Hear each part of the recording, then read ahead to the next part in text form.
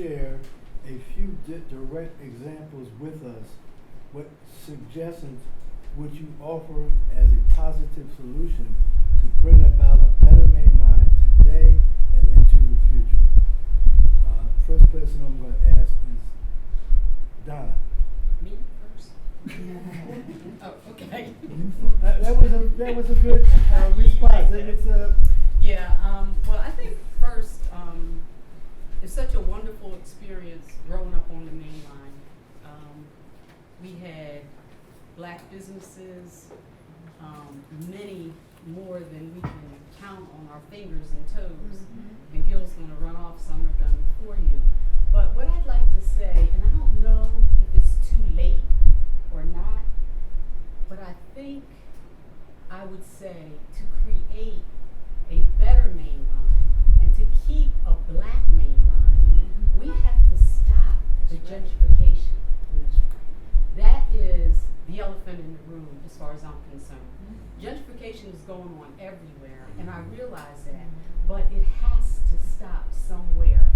And, we have to be mindful to, if someone like Craig or myself or Gil here can afford to buy a property, if there's anybody, if you know that your property is going to be sold, is it too much for you to go out and look for a person of color? Maybe not an African American, but maybe a Hispanic.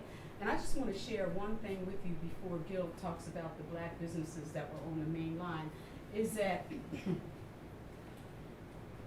I was going around with my friend Ibrahim, who is in the audience. Ibrahim, raise your hand, right? So I was so proud. Ibrahim is from Etria. He's been here many, many years, war-torn Etria, right? Mm-hmm. And as I walked him around, because we were going to see my mom, who had Alzheimer's, and so I took him down Preston Avenue, and I said, here's the Sidnor's house, and here's Miss Anna's house with my grandmother, and here's Christine's house, and my best friend Jeannie's over here. Then I went over to Buck Lane, and I said, oh, that's Reggie's house, and that's so-and-so's house. And I went up Haydock Lane, and I said, that's so-and-so's house. Then we took a trip through Friends School, and I said, oh, all my neighbors worked here at the Friends School. They were all cooks there, right? And so we went across the bridge. I went down Buck Lane. I said, oh, my Uncle Jimmy lived here. And he looked at me and he said, do you know how blessed you are? And I didn't know, but maybe because I was for the main line. He said, do you realize that I can't go back to Etria and walk down the street and say, that's my house, that's where Auntie lived, that's where so-and-so lived? And so I just wanted to share that with you so that you would be mindful that we have a community on the brink of not having it. And I remember, to be short with this, Debbie and Craig and Robin and all of us went up to Presbyterian Church with Reverend Carolyn, and they had these big ideas of how they were going to save us. I came out of there saying they ain't saving nothing, right? We're going to have to save ourselves. And so, and we were so proud of our businesses. And Gil, can you just share some, and somebody else might have some ideas, with some of the businesses that we had along the main line that we were so proud of, and it gave us inspiration, right? Yes. You want me to say? Yeah, can you? Well, I'm quite sure everybody can piece these in, what you can remember, what you experienced, because this is only the few people that I remember living in Bryn Mawr coming up. And I'm going to just name them off, and it might spark some other thoughts. Mr. Whitney. Yeah. Real estate. We had Mrs. Boggs and her Excuse me, sister. Mr. Whitney not only had real estate, but he had a cleaner's. Okay, let me read the list out. Okay, Yeah. you can go from there. Mrs. Boggs and her sister had a beauty shop called Pansy's Beauty Box inside of their house building on Prospect Avenue. Mr. Myrick lived on Prospect Avenue. His wife did slip covers, I guess that's what you call it, and he did upholstery and made furniture. Now this is just my little memory as a child. Then we had Bill Williams, Undertaker, bottom of Prospect. We had Mr. Boston, who was across from Bill Williams had the barbershop, which later on Mr. Amos Rogers opened up the barbershop there. We had Mr. Newman that lived over in not Preston, Brook Street area. Mr. Newman, he had a landscape company. Then we had his son. Everybody we call Mr. and Miss or Aunt, if you what and I didn't know as a child. Let me just throw this in here real quick. I didn't know who really was in my family because you call some people aunt, so and so, uncle, and then when you get grown, okay, it's still my aunt. That was the extended family. We had Bobby Newman, which was Mr. Newman's son. Yes. They were contractors in was that Mount Pleasant? Where'd they live? Devon?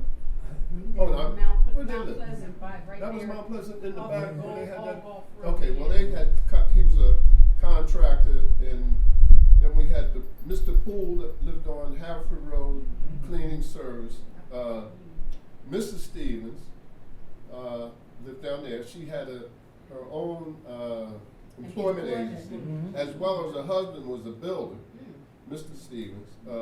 Everybody knows Dr. Jones, D.C. Jones, and there was Dr. Atkinson and Bryn Mawr. Then we had Mr. Bob Miller owned the Bob's Mystical Garden Bar in Bryn Mawr later. Miss Ridley.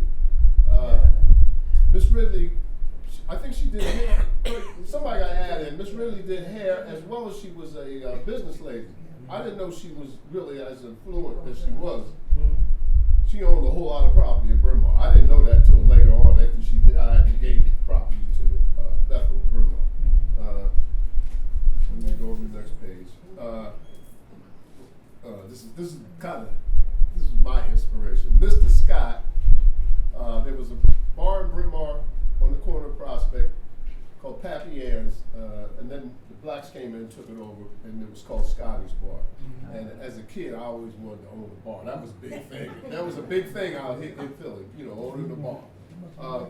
Then there was Mr. Whiting's Bar. Then we had Mr. Williams with the barbershop. This is all I can remember. Mr. Lloyd, who was owner of the McIntyre Bakery up on Lancaster Avenue in Bryn Mawr across from the Acme. And then we had Mr. Walker, who did locksmiths and that other crafts.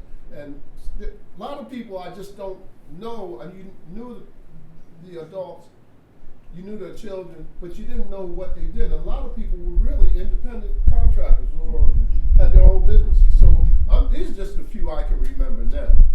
But if anybody else has more, I think we need to share on that. We have a list, Craig and I think who was it? Debbie and we put a list together. Craig and Wendell Howland and myself put a list together.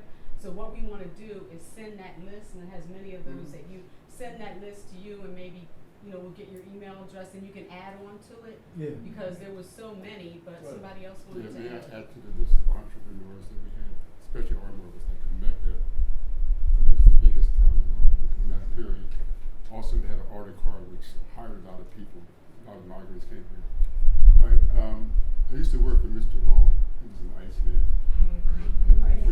Yes. I worked for him for 3 years from age 11, believe it or not. Then Bryn Mawr had Joe Brown, who was a Bryn Mawr Iceman. Right. Mr. Stone was a mason, he lived in Ardmore. Mr. Vance was a master plumber.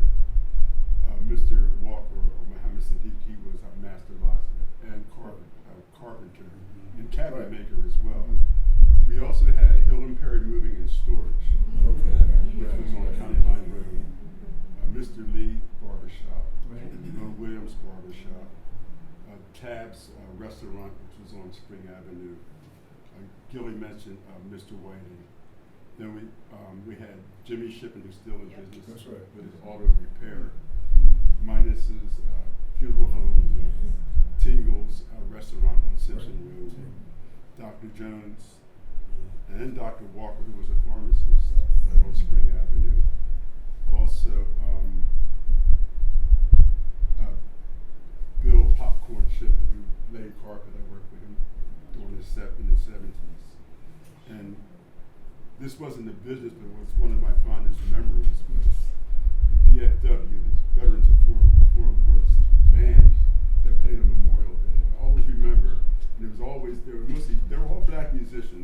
Most of them were local because a lot of them came up during the swing era.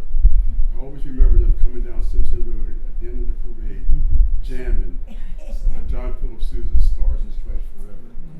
And they was kicking that up big time. And I always remember seeing like the Puller Brothers, Mr. Barrows. There's a number of musicians that lived in the community. Again, they came up during the swing era, so a lot of people played instruments during that time. And it was just, again, to me, Ardmore was, or the main line then for our black community was Americana, which doesn't exist anymore because of gentrification. And I'm just very proud to have that legacy. And I taught in the Philadelphia School District for a number of years. Our education system, even though it was segregated, was superior to what they was given in the city. Yeah. I met a lot of teachers who were all virtually illiterate. And so I just feel very honored to have that legacy, even though again we had a racist or segregated education system. We still got the fundamentals, and our elementary school was a liberal arts education. We not only learned the ABCs and math and all that other stuff, but we learned culture, different cultures. And we did have two black teachers, Miss Gary and Mrs. Tennell, who were there around the late 50s or early 60s. So again, that racism thing wasn't part of our scenario in terms of kids. So we come from a really great legacy. And also I want to mention Miss Cleopatra Nelson, who lived on Howard Avenue. She used to have art camps in her backyard. She was one of my inspirations to go towards art. I'll stop there. And one more person. He wasn't black, but he was one of my favorite people. Jack, the usher at the art. Was it Gus? Is that called Gussie? Gussie? You call him Gussie? Yes. He was an usher at the Ardmore Theater. But he was Developed me. He was 1930s. He wore a uniform. He was very proud of himself. You forgot your own family, the beautician. It was your beautician on West Spring Avenue. Oh, yes. Come on. And Lou That was Teddy. Oh, Teddy right, Williams. Teddy. That's right. So As this well goes- as my sister was a beautician and had her shop Alright. within her house. Okay. Remember? The Yeah. Norman, ladies yes. years ago had right on Lancaster Pike. Venus, I'm sure you all did. Miss Alvina. Yeah, she was there for years. Miss Nellie had a hair salon on West Spring too. Miss Nellie Price had a hair salon on West Spring too. Many years. Well, And Miss I Rhoda. just have to say, you know, that I'm listening to all these names you kept talking about. Girl, you were saying that this is what I can remember. And you know, this name and this name. I'm saying to myself, I should have been counting how many names you came up with. And I'm listening to all your, but you're talking about the main line down this way. Lower me. Don't forget about that. Bring it. I'm trying, I don't know all of the entrepreneurs, you know, down, let's just say from Wayne going west, going back down towards Peoria. But I know that Mr. Primus Crosby, uncle, had was a printer down that way in Berwyn, and in fact, he was instrumental in the Berwyn school fight, which is another whole topic, you know, that needs to be discussed. But I personally, I didn't know of any other black entrepreneurs down that way. That's not to say that there weren't any, but I personally don't know any. Ike Bird, Ike wait, Bird, wait, the wait. trash hauler. He's He's one of the talking- oldest. Ike you Bird mentioned in him. Mount Pleasant. He always had a trash hauling business. Oh, okay. He probably, I think he's about the oldest black business that is Alright. still really, yeah. Right, and there's the Plantation Inn. Plantation Inn. Is that who you speaking of? Yeah, he lives by there. That's Joe D. Okay, and then Matthew Cunningham, I know he had the barber shop down there in Peoria, but I remember when he used to work in Wayne, and I don't remember the gentleman's name who had the barber shop before him. On Highland Avenue. On Highland Avenue. Yeah. Yeah, that was really cool. So I have two words. You want to say that? Go ahead. So, like, kind of up your way with Dr. Farmer. Yeah, Dr. Farmer. Dr. Farmer. And also, I've noticed about the word gentrification and how stuff has changed, I've noticed, I've been living in Philly since like 1969, 70.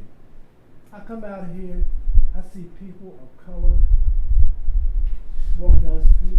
I see right here, nothing, no contact. Someone, how you doing? No response. You know what I mean? They like they have arrived on the so-called main line, or the silver lining. You know, it's real stupid. Oh, yeah, just in Basil had, in Bryn Mawr, bar, Yeah. what was it called? Mr. B. Mr. B's. Oh, yeah. Formerly Tom's Bar. Christine, we have one Buck Lane, Mr. on Buck Lane. Buck Lane, we had a big, But was it a business? a catering company. Mr. Boyer. Oh, Charles Boyd. Charles Boyd. Charles Boyd. Yeah, Charles, and way back was, and I don't know, I just remember this too. Mr. Chu, and he First had black a chauffeuring company. He had a chauffeur, he used to be a chauffeur and have a couple drivers. Mr. Now that Chu. I don't remember. I only remember him as being a mail carrier. Yeah, he But had, he a- had- he had a couple of drivers. Okay. That's all I can think of. Well, Mr. Horshaw Oh, sure. had I like their it. chauffeur And business Mr. as well. Horshaw, yeah. And the Pendletons had traffic Oh, I like businesses to, of their own I don't too, know if you Ernie and mentioned Clarence, yeah. Brother Whitney here, he has his own business, naturally. But I don't know if anyone was familiar with Whitney's father. Yeah. Oh, yeah. Oh, definitely. Whitney's father was a realtor, and he also had a cleaning business. That's right.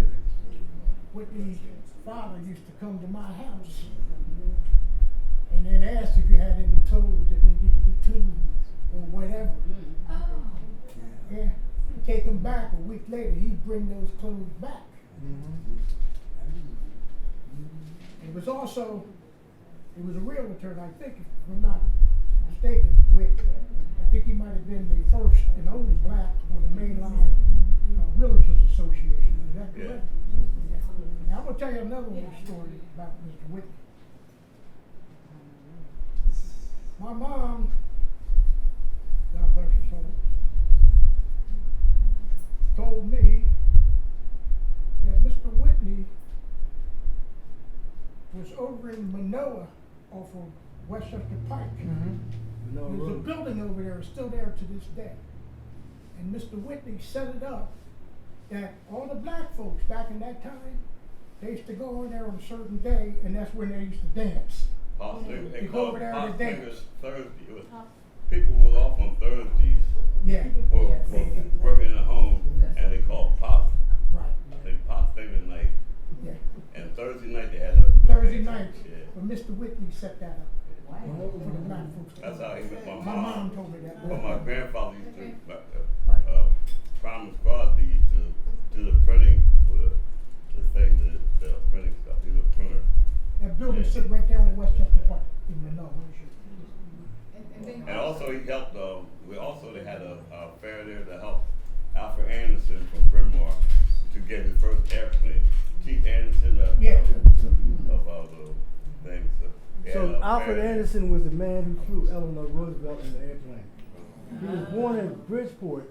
He taught himself how to fly, trial and error, and you know, his mother's home is on Prospect Avenue in our block. And as a child, us young people were taught if we saw a biplane circling her home 3 times, that would be him.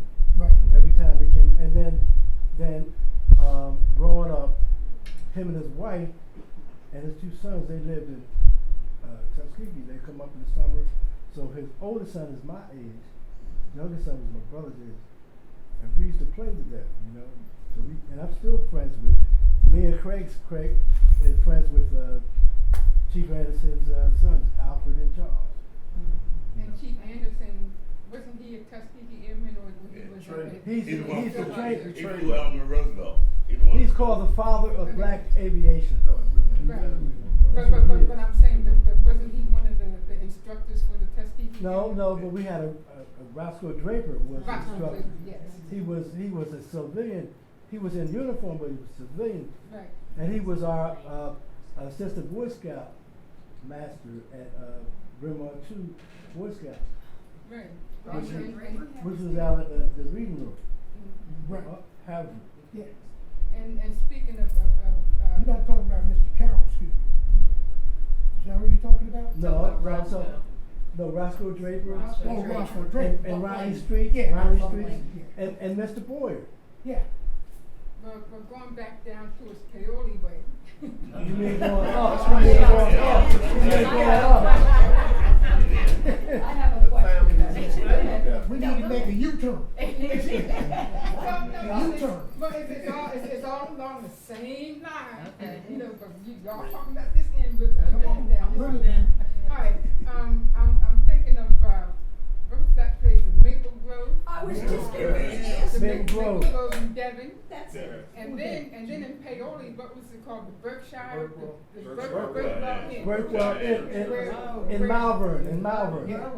No, Berkwell Inn, well, I guess they can call it. That is Malvern. Malvern. It used to be up there by the hospital. Yeah. The hospital is What do there. they call Berkwell that? No, Inn. I was just getting ready to say Berkwell, but you It was know a where Black Paoli- Resort if you know- Hotel if you know- hookup. If you know where Paoli Hospital is now, Yeah. that's where the Oh, Berkwell that's Inn where used to it be. was. And they used to have a motorcycle, they used to have a motorcycle club that used to come out there. They had a restaurant and then they had these little rooms Room that been you out. can rent. And I'm. Oh, little, huh? We ain't gonna go into The old Berwyn Fair? Berwyn And Fair. they had entertainers, and then the same thing with Maple Grove, you had your big time entertainers, you know, like, what's his name? Ray Charles. I seen Ray Charles there. Ray Charles, before he was Yeah. in it. Organ player, Jimmy. Before he was in it. Jimmy Smith. You know, Little all Jimmy like Smith. that. So, you know, so we can have a little something down that road. Who's next? Then also, just quickly, so also we had hucksters. Oh, yes. Hucksters came from South Philly. Yeah. Oh, Those here that- hucksters, yeah. And you would get fruits and fish and everything. Ragman. Yeah, came from the Ragman. Ragman. Yeah. Oh, yeah. Were you gonna say Oh, something? yeah. But I'm sorry, Christine. No, my next, you were, Obviously, we have a lot to share. Yeah, you yeah. know, but we do the best we can with the time constraints we have to work with. you were reading my As mind. Minister Farrakhan would say, or else. What's that again, Sloan? What'd you say? Minister Farrakhan would say, or else. You were reading my mind, because I was getting ready to say about Maple Grove and Jesse Walls. When there was no longer a reading room, which was a huge building at the top on the Preston Field playground in Bryn Mawr. Railroad Avenue and Buck Lane. Yes, Oh, yeah. Railroad Avenue and Preston Avenue. Well, it, Buck Lane. Buck Lane too. But anyway, it was a reading room, and if I remember correctly, it was put there it was used by the Quakers at one time. That's what I think I remember. That's why it was called the reading room. That became the community center. African Community Center. In our area, lots going on. But getting back to Maple Grove, when we could no longer have dances at the reading room, guess what us teenagers used to do? We used to sneak into Maple Grove. We would tell stories about our age. All we wanted to do was dance. We weren't interested in drinking. We weren't interested in smoking. All we wanted to do was hear music and dance. So you know what? I'm glad for Maple Grove. I'm sorry that it's There no was longer also the there. AYA in Ardmore. Yes. Dance Yeah, things. the cleaner, it was the cleaners first, hazards, Well, Hazards was right next door. okay. Yeah. Oh, that wasn't the cleaners? No. Oh, okay. Well, thanks for letting me know. Ardmore Youth Association, I think. it's called. Oh, okay, yeah. Then we the used to go RTCA there, up too. in Wayne. Right, yeah. RTCA. Radley Masonic Township. Hall. Huh? Masonic Hall.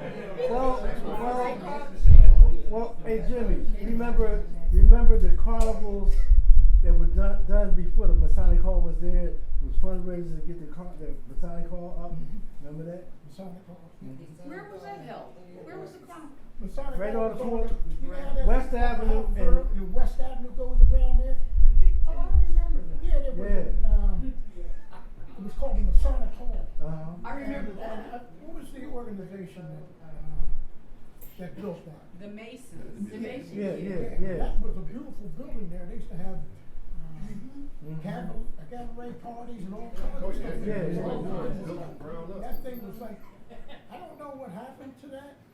Masonic lost it. It bellied up. Masonic lost it. Didn't keep it up. Yeah. Yeah. Lost it. Is that building gone? Yeah. No. Still- There's another concern in there. I can't remember what. It's a what camp. business. A camp? Yeah, Okay. it's the Masonic building. headquarters for camp. That's right. Yes, they Well, did. speaking about the Masonic, oh, I'm sorry. No, go ahead. No. Big Ten. Cause you're already on the, oh, okay. All right, well, The speaking Big about. Ten, yep, The Big Ten. on Brook Street and Miller Street. But anyway, speaking about the Masonic, so now you're making me think about the organizations, the Masonics and the Elks, because there was an Elks home down there in Berwyn. Right. Yeah. And before, and I found this out, before they moved to that building right there on Lancaster Avenue, they used to meet in somebody's house in Berwyn, I wanna say on Maple Avenue. It was someone's home that they met in first before they had that building on Lancaster Avenue. So, but as all of you are talking, I'm thinking about, we're talking about what, the 1920s to now? Is that the time area we're all talking about? Perhaps. Yeah. Well, my mind, of course, is going to go back before that. You know, what was the black community like? And this is not a new question to add to you, but what was the black community like before 1900 on the main line? And you know, and several of you have already mentioned that there were pockets, and you know, pockets and pockets and pockets, and it didn't become a problem. And I'm going thinking now about the Berwyn school fight. When there were pockets of African Americans, it was okay. But when more African Americans were coming and the numbers were growing, now it's becoming a problem. And that was part of the reason for the Berwyn school fight, because now, oh, wait a minute, there's, you know, now you're going to start affecting the property value. That was part of it. And then there was a whole bunch of other stuff, getting back into racism and segregation and all this other kind of stuff that we all have faced, our ancestors have faced, and still facing. So I'm not trying to get on a soapbox, but I'm just, my mind is starting to go out to all these other little areas. Okay. Where do we go from here? Right. How many businesses are there still along the main line? Do we have a list? There's one right there. Do we have a list of all those businesses? Next question, my next serious question is, considering the cost of education, how can the churches, the businesses, and anybody that has some form of expertise in whatever, teach our young people? Because they're the next generation. I'm on my way out the door. Me too. But I got two grandchildren coming up. The prison system in this country has more prisoners than any, if you count all the prisoners across the world that are locked up. The United States has. And that's what the plan is for our young people. What are we going to do? And for me, once I realized that I didn't prepare my son for what he had in store for him, I treated him like a king, gave him everything. Then when he grew up and when the system got hold of him, first thing they said is, oh, you're going to prison. Oh, you're going to prison. I had to sell whatever I could young kids coming up now. These kids are a reflection of us. We're not telling them the truth. We're not letting them know, no, they don't like you. The system is not geared, this country was not geared for you. Where do we go from here? What are we gonna do? We gotta do something about these kids. Well, can I just address the first portion of your question? How many black businesses do we have right now on the main line? So Craig, Wendell Holland, myself, and a couple of others, we have had an organization called Mainline to Be. So 2 years, right? We started collecting names of black businesses that could do business with these developers that were gentrifying our neighborhoods, right? And we could not find 10 businesses that we could, and guess what? They opened the door to us. They said, didn't they, Craig? They opened the door. What was the name of them? Toll Brothers, and then there was another big contractor out there, and whatever. And so every week we get on these Zoom calls, and they were saying, "Well, come on, bring them on, come on." You know, we could not. I'm a cleaner. You know, that's at the end of the project. We couldn't find a concrete layer. We couldn't find a fencing we couldn't find a drywall company. We couldn't. And so then we said, okay, well, we're gonna open up the gates a little bit. We'll go a little further up your way. Not that it is still the main line. There we try to find. Then we said, okay, we're gonna open up a little bit more, and we go into Philly. Still couldn't find. We could not find it. And so That's to your because point. the unions did not accept black men. Well, maybe, yeah, that probably could be, but we still couldn't find these businesses to even, you know, put the grass seed down or whatever it is there now. So, you know, and I don't know what happened with the, when they build these projects, they were supposed to be able to reserve some for affordable housing. And on that project, on Ardmore Avenue, Craig, I think they missed the deadline or something like that. Piazza didn't want to pay them because they thought they over budget. Yeah, but I mean, the other projects that are coming up, is that law still intact where they have to leave? No. Because that would have, no? They used to have that, you had to hire so much minorities for contracts, government contracts. But you know what your boy did, he took all Yeah, but I'm not talking about that. I'm talking about affordable housing within the project. Still does that.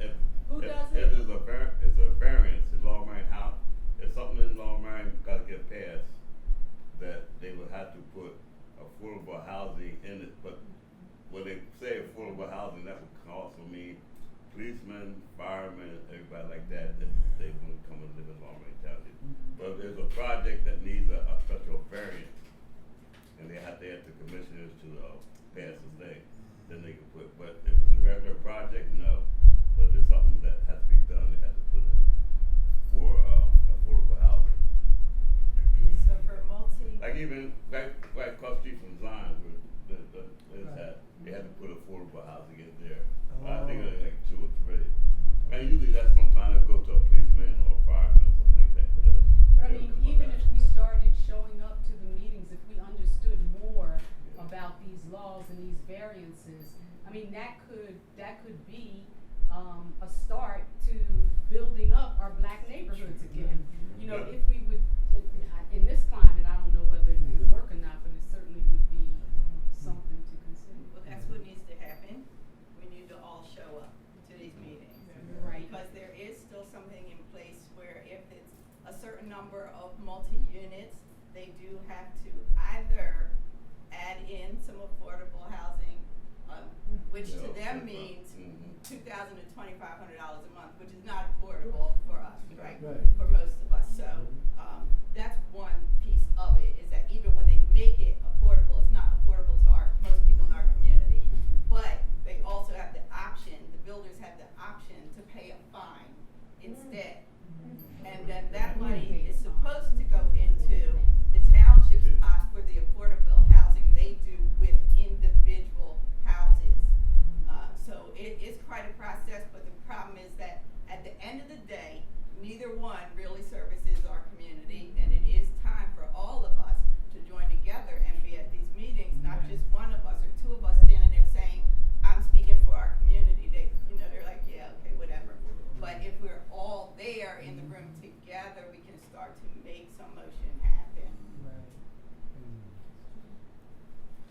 Well, just like everyone was saying in this climate, the only time I think we would have to pray, number one.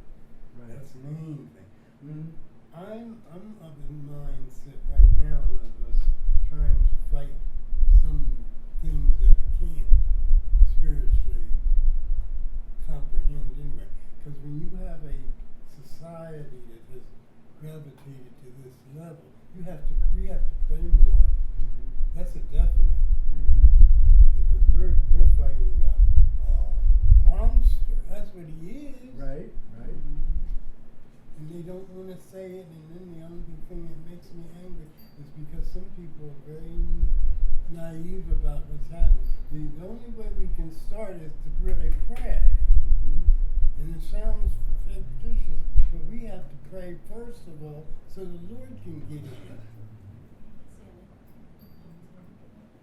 Let him do it, and then we pray, and then he eventually will give us the knowledge to do it, because we don't know what kind of snares the devil is up to. Right. See, I think we start to praying and do things logically, because some people think, oh, prayer, oh yes. And I think prayer is going to have to start just like our ancestors had to do. That's one basic thing. Put God in this and start right there. Because we can go on and talk forever, but God has to maneuver around the devils. Can I? One last thing and I'm done, and that is affordable housing means get the black man out, he can't come in. You can come, your kids can come, he can't come. That's my case. You mean the black male? The black male, that's right, the black male. As a leadership, whatever.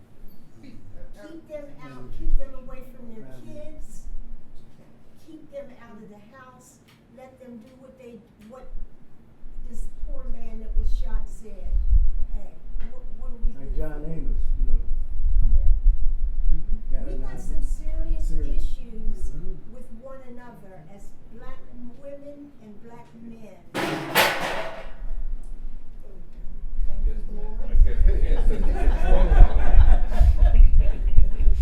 Things getting heated up there, huh?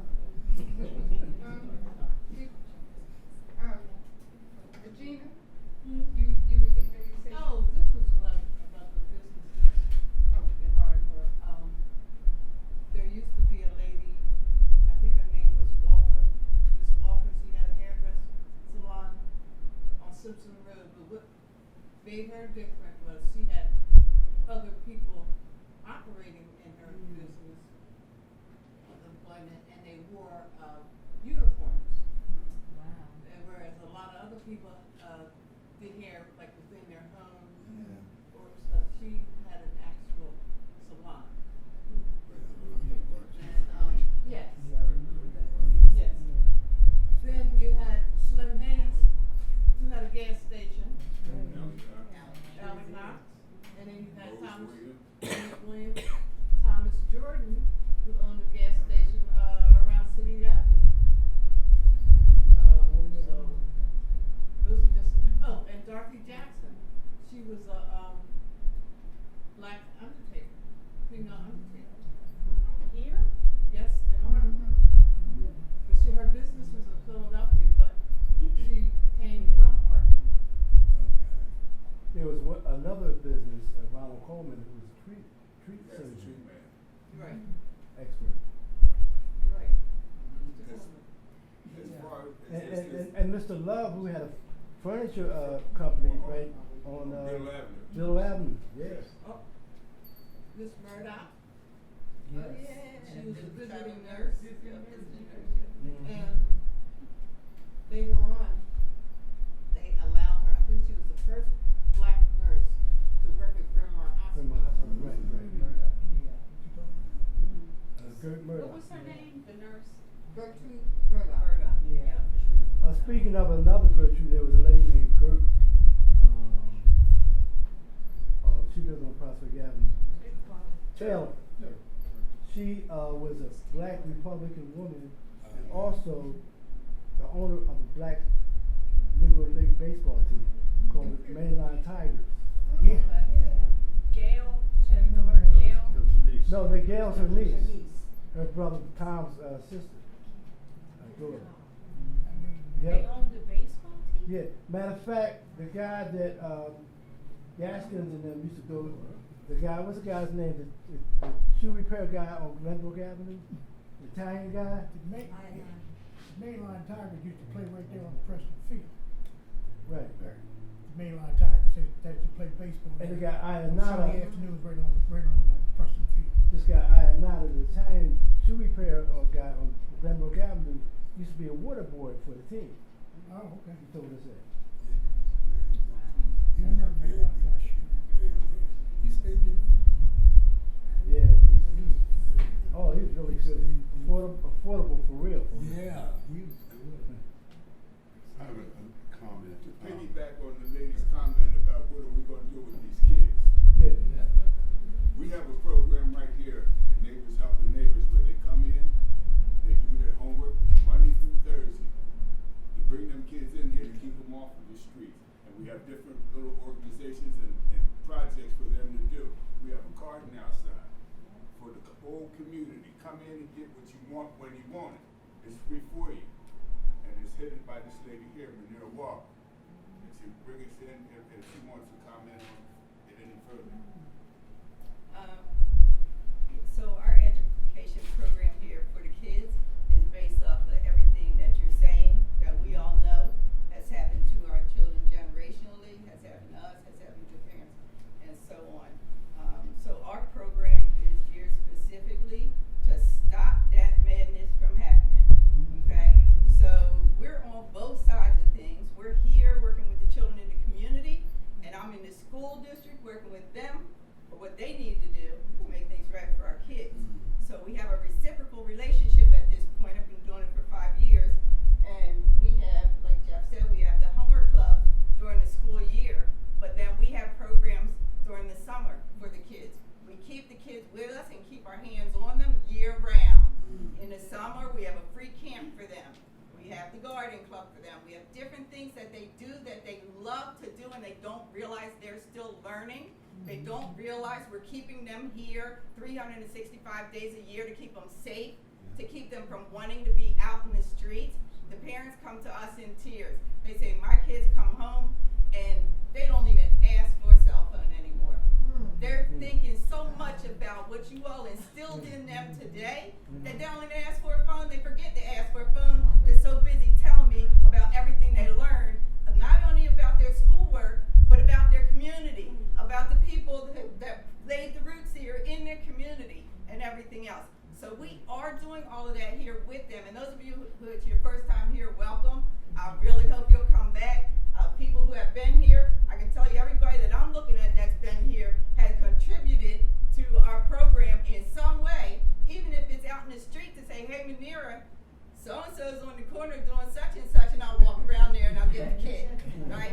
So we're all invested in it together here, and we want everyone to be a part of it. That's why we call it Neighbors Helping Neighbors. We're literally neighbors that's helping every single neighbor that we can. So it can never get but too big because every single one of us is a neighbor to the next person. And until we start living like that habitually, we're not going to make the changes we want to see. But I want to tell you, Neighbors Helping Neighbors, we are making those changes. We are seeing it, and we want it to continue. That's why we have thankfully grown to big enough now to have this space. This is exactly what we envisioned. This is what we wanted.